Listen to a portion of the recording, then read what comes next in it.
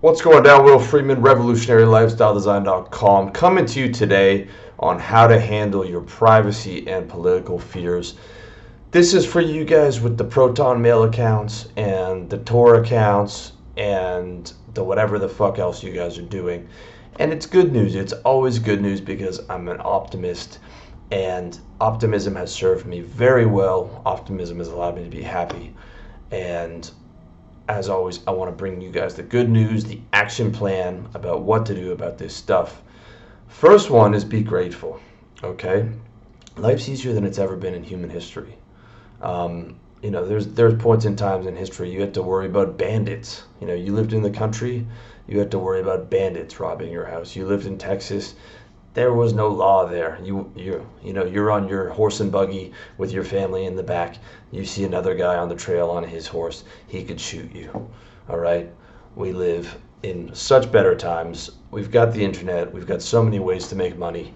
It's never been easier to get wealthy. It's never been easier to be free. It's never been easier to make sure that you're living in countries of political safety. This is the best time in history.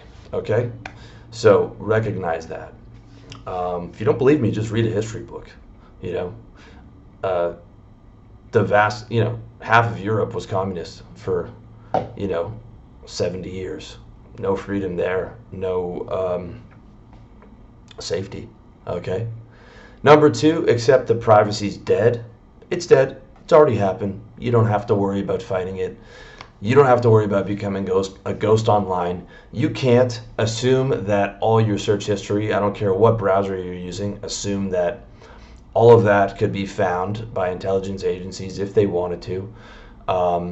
The Tor network's not going to save you. Assume that that could be found. Assume that anything you're doing online, assume that your phone probably is listening to you, possibly even if it's turned off. It's already happened, okay?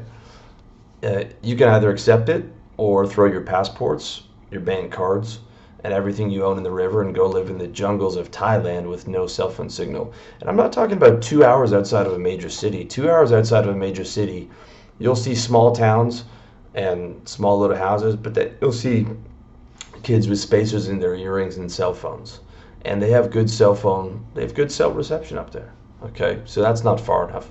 I'm talking about in the jungle with the fucking tigers, man, and you're in there with a loincloth, or maybe like a remote monastery or something, a remote Buddhist monastery. There's forest monks that live in the jungle in Thailand, which I think would actually be pretty cool. I think it would ultimately be a waste of time and a bad life choice unless you're devoting yourself to spirituality. If you want to devote yourself fully to spirituality and live in a monastery, you have more discipline than I do. I commend you, and I tip my hat to you.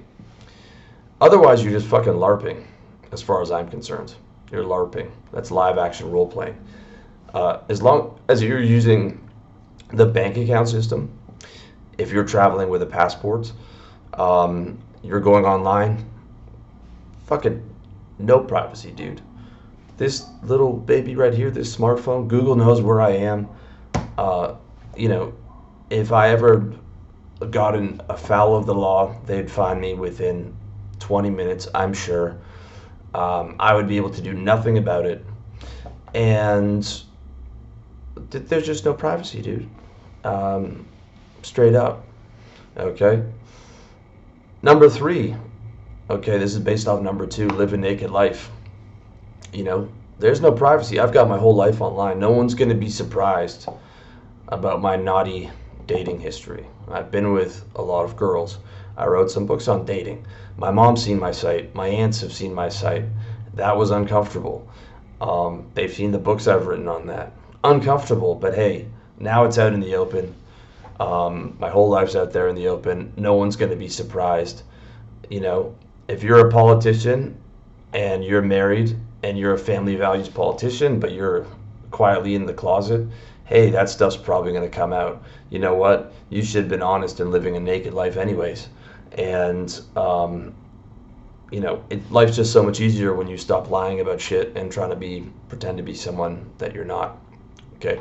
By the way, I'm not saying that I'm excited about this lack of privacy. It just fucking is what it is. So, you know, it is what it is. Living a naked life makes that significantly easier.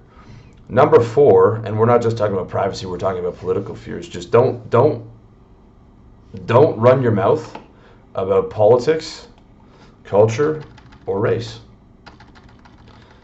Don't run your mouth about politics, culture, or race on social media or anywhere else. You can't affect politics. There's another blogger, not going to mention his name. He wrote an article, Why Lifestyle Design is Folly. And I remember that and can't help but thinking that that was a subtle, throwing some subtle shade at me.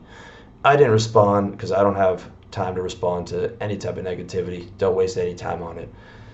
That guy's got himself banned from Amazon and banned from 5 different countries by running his mouth on politics, culture, and race. Okay? Me, I'm traveling and free and am not banned from anything because I don't talk about that shit. Not to mention, I'm not getting any of you guys in trouble, okay? Guys like that promoting you to do those things, then he's getting his readers in trouble on Twitter. He's getting them fired from their jobs. You're not anti-fragile, okay? Nobody's anti-fragile. If them laws want to come for you, man, they're going to get you. They're the 800-pound gorilla in the room, and they only stop fucking you when they get bored of fucking you. That's how it goes. You are not anti-fragile, man, so stop LARPing like you are. You are very fragile. The only, when you can get away with that stuff is when you're irrelevant, okay? But if you, the bigger you start to get, you start to build a following, the faster people are going to come for you, okay? It's just stupid. And it's totally counterproductive. Like, I want to expand and grow a massive following and get as big as possible. But I couldn't be excited about that if I knew that, that's just going to get me in trouble at the end of the day. Which brings me to number 5. Don't break the law. So no matter the political climate, wherever you're living, breaking the law is the best way to get yourself in trouble. Just watch some of these prison channels, man. Watch Wes Watson prison channel. Watch End of Sentence. Watch Sean Atwood. Listen to what jail is like. Don't break the law. That's another great thing not to do. Because chances are, okay, communism is effectively dead. There are no, outside of North Korea, there's no communist countries. The vast majority of the world is capitalist. Yes, there are, significantly, in capitalist countries, a lot of them have become significantly more socialist, but it's not communist, okay? You can own and operate a business in almost any country. This is very good. This is, so much better than the vast majority of history. Like I said, half the world was communist in the 20th century, with just no freedom and no ability to get rich. And that was just the reality. But wherever you are, dude, breaking the law is the best way to get yourself in trouble. The vast majority of guys in jail are guilty. They're not innocent. Even if it's stuff that you might not agree with, like they were smoking, they were doing drugs or whatever, like 99.9% of those guys in jail are guilty. If you're not breaking the law, okay, and you're not living in a communist dictatorship or some type of other disaster, country that's a war zone like Afghanistan, okay, you're not going to end up in jail, man. They're not going to steal your bank accounts. They're not going to, your property's not going to get seized, okay? Really important for you to understand that. I mean, the odds are just so low. The odds are greater of you slipping and falling in the shower and dying than that happening, okay? That kills a lot of people. 25% of people get killed by heart disease, another 25% of cancer. Like, if you're going to worry about stuff or devote a significant amount of worry about that. Like, worry about your health, worry about exercising, worry about your diet and all that stuff. Like, that stuff's what's going to kill you. When you're not breaking the law, man, in almost all cases, you're going to be good. Number 6, and this is the biggest one. Okay, instead of trying to become a ghost online, focus on getting rich. Okay, money either solves or massively solves all problems. And it's the same amount of energy you'd have to devote to becoming, completely a ghost online. But here's the thing about getting paid. In this day and age, you need to be online, dude. You need to have a presence. You need a Facebook account. You need um, to advertise. You're gonna want a YouTube account. You don't need to be. Okay, there's plenty of guys online, or plenty of guys making a lot of money who aren't, on social media or doing websites or whatever. But I mean, it's just a massive amplifier. Okay. I need a Facebook account. I don't use Facebook at all. Social media is a complete fucking waste of time, with the exception of I use it to promote my business interests. I need a Google account for YouTube. Almost all my traffic comes from YouTube and Google search to my articles. Okay, Google is the greatest thing for your online business. You can say what you want about Google, but I love Google. Google has created my business through Google search, the articles, and YouTube. I could lose everything else, including my newsletter, and it would barely make a dent. That company has been massive for me. Not to mention the fact that I have Google Maps when I'm walking around these foreign countries, and the just massive amount of knowledge that I've learned from Google search, just having the internet. Okay, I would like to also have total privacy, but it is what it fucking is. So, focus on getting rich, man. With money, you're going to be able to protect yourself. Whatever problems you have, if you end up in court, you can fight that with money. You can't fight it without money. Like just focus on getting rich, not on becoming a ghost. Is absolutely the smartest thing that you can do. Stay the fuck out of politics. Stay out of trouble. Be a good boy. Don't talk about anything controversial about politics, race, or culture online. And just focus on getting rich, man. Okay? You might not agree with that right now, but I'm telling you, if you listen to me for the next 5 or 10 years, you're going to come back and be happy that you did. If you listen to the political guys and telling you to get aggressive, you're going to come back and say, what the fuck was I doing, man? Okay. With that said, it's not even like it's crazy, people are getting thrown in jail for things that they said online. Not yet, at least. I'm just saying it's a soft, you can lose your job. You can get banned from platforms. And these are private platforms. It's their right to do that. If you start running your mouth about stuff that's politically incorrect. Okay? And it just doesn't make any sense. With that said, dude, you can go do that. But this isn't the channel for you. The channel for the activists is the angry activist. There's plenty of room for that. To me, it just doesn't make any sense. Number 7, get bank accounts in multiple currencies across multiple continents. I've got accounts in Asia, Europe, Canada, and the US. Looking to get more within the next year. Because, first of all, you want accounts with safe banks. You can look on Global Finance Magazine has a list of the safest banks. American ones don't start till like number 70. But Singapore, Germany, Switzerland have safe banks. Hong Kong did at some point. I wouldn't want my money in Hong Kong now, and I'm glad I never set anything up over there. I think Hong Kong will be subsumed by China, which I guess technically, yes, there's a major communist country, but it's 50% communist, 50% capitalist. I just wouldn't want my money over there. So I would look at getting your money out of Hong Kong if I were you. But having accounts in multiple countries, in multiple safe bank accounts, you're just basically mitigating the risk that some of these banks could fail. Okay, but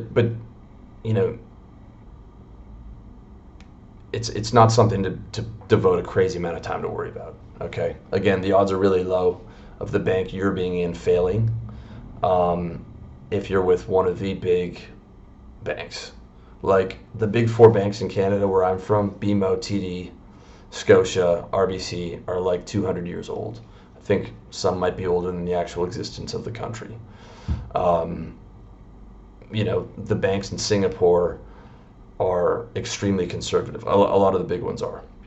They don't have derivatives on their book like some of the American banks. They're not loaning out, a ton of their cash flow. They've got a ton in reserves. The odds of those banks going down are low. Now you can kind of worry about, hey, what would happen if the internet took a hit? All our accounts are online or whatever. And that brings me to the eighth point, which is consider dumping a good chunk of your money into real estate across multiple continents. Because it's physical, it has a track record of 1,000 years, and you can live in it. Okay?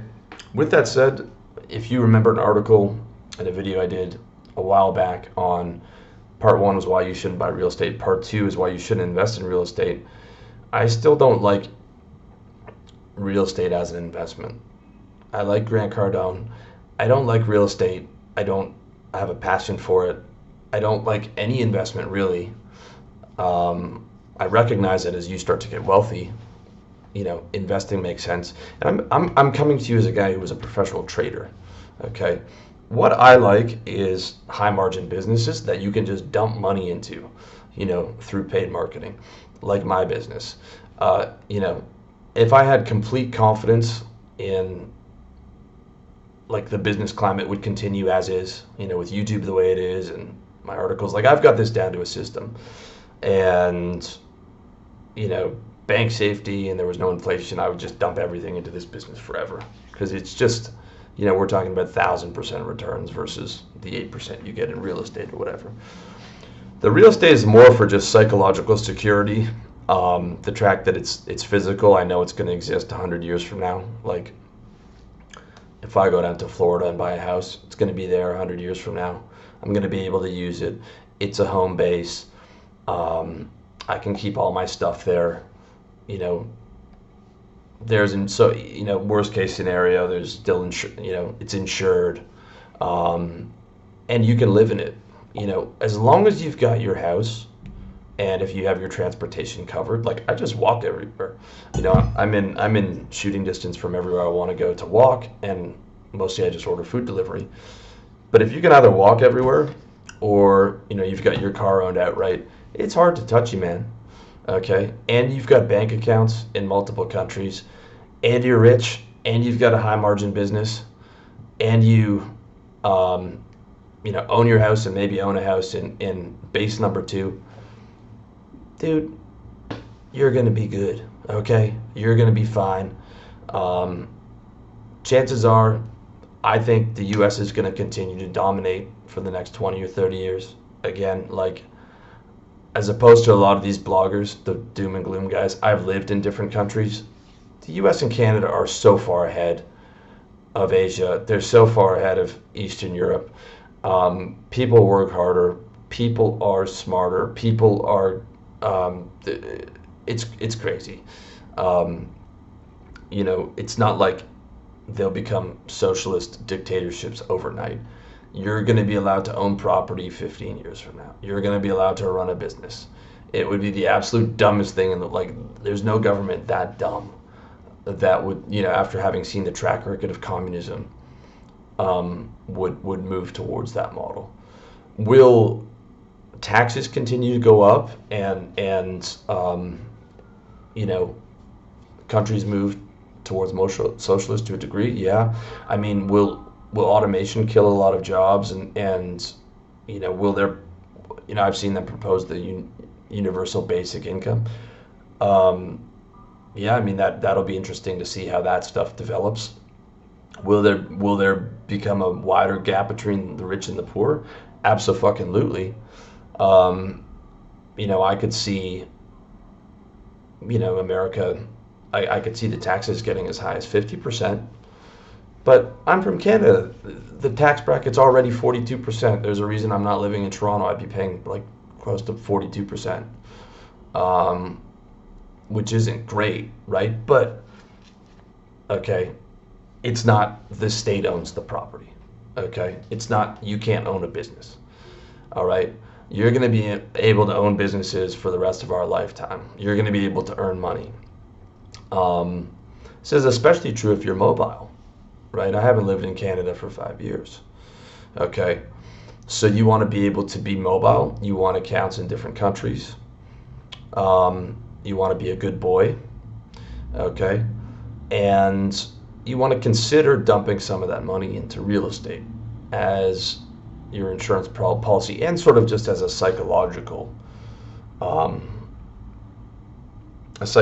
comfort. Like, I'm not huge on the fact that so much of, like, all my bank accounts are basically online, right? You know, the currencies are being phased out.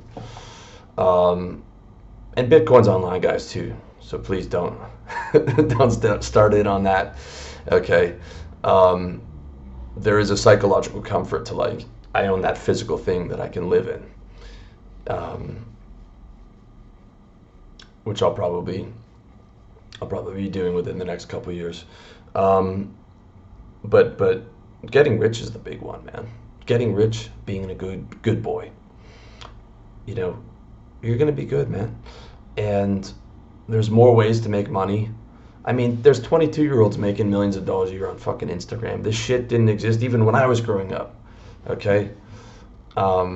It's better than ever. There's more ways to make money.